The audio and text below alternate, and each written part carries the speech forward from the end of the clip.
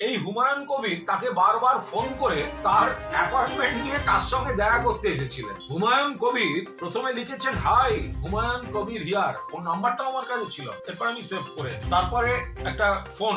তারপরে আবার একদিন, দাদা একটু দরকার ছিল, দেখা করা যাবে দাদা?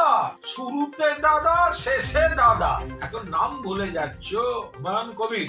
তারপর হুমায়ুন কবির আমার কাছে এসেছে। আমি আবার বলছি, উনি ওনার কিছু বক্তব্য বলেন এবং ওনার দিক থেকে যা বক্তব্য সেটা ঠিক বা ভুল আমি কোনোটাই সেটা বলতে পারবো না। আমার কাজ ছিল উনি যা বলেছেন সেটা কোথাও কোথাও কমিউনিকেট করা। পার্টি কি ডিসিশন নেবে সেগুলো সব পার্টির ব্যাপার, কিন্তু এটার সঙ্গে মসজিদের কোনো সম্পর্ক ছিল না। এটা একটা সাংগঠনিক বিষয়। ওনার কাকে পছন্দ, ওনার কাকে পছন্দ নয়, এবং সেই জন্য তিনি চলে বলে একেবারে, দাদা একটু দরকার ছিল, দেখা করা যাবে দাদা? আগে দাদা পরে দাদা, এখন কেন দাদা এইসব কথাবার্তা? তো এতই যখন খোঁচালেন, আমি এসব দেখাবার পক্ষপাতী নই। আপনার স্ক্রিনশট, আপনি আমার সঙ্গে দেখা করতে এসেছিলেন, এখন আপনাকে দেখাতে হচ্ছে আপনি ভুলে গেছেন।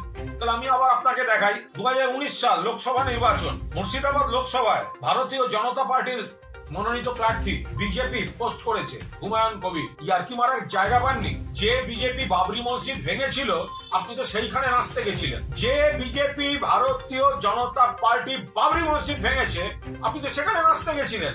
আপনি কোন মুখে আবার বাবরি মসজিদ তৈরি করেন? এরপর দিল্লিতে বিজেপি দপ্তরে গিয়ে জড়িয়ে ধরে বিজেপি নেতাদের, ভুলে গেলেন একটা লোক কতগুলো দল করতে পারে? কতবার ঘুরেছেন আপনি? বেশ কিছুবার জিতেছেন নিশ্চয়ই, আবার তার থেকে কমবার হারেননি, প্রচুর হেরেওছেন, কিন্তু বেসিস বিশ্বাসযোগ্যতাটা কোথায়? একজন নেতা একবার কংগ্রেসে, একবার নির্দল, একবার বিজেপি, আবার তৃণমূল, আবার নতুন দল, কেন করছেন? কেন মুখ খোলাচ্ছেন?